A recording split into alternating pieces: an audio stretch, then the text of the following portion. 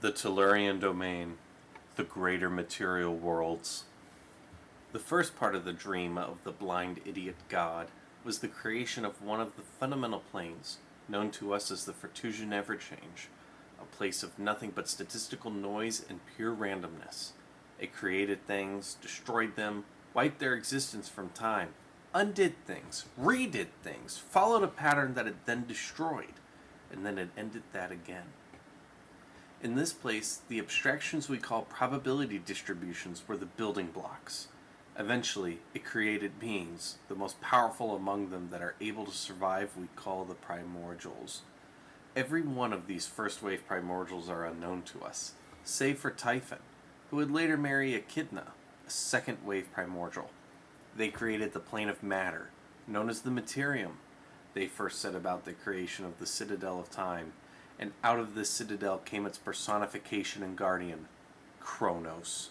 They instructed Kronos to cast a golden womb, and in it, the world egg.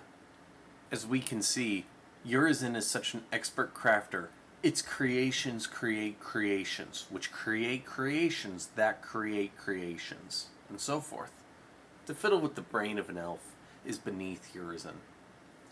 This egg was really the size of a singularity, and wrapped around it was a serpent.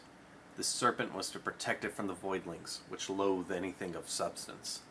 From this egg's violent hatching arose the being Phanes.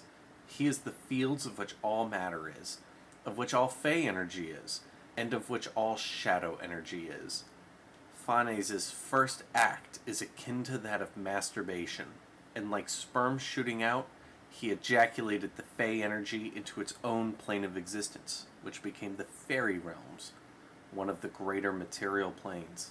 It is a world filled with mushroom forests, juxtaposed by fey-filled fields, insects of giant proportions, and a many-colored sky, both in the day and the night.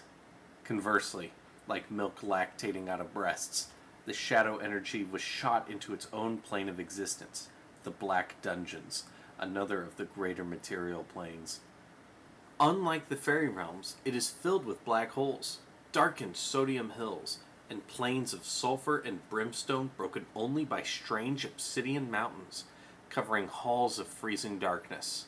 The sky above is filled not only with the absence of light, but also with clouds of chlorine.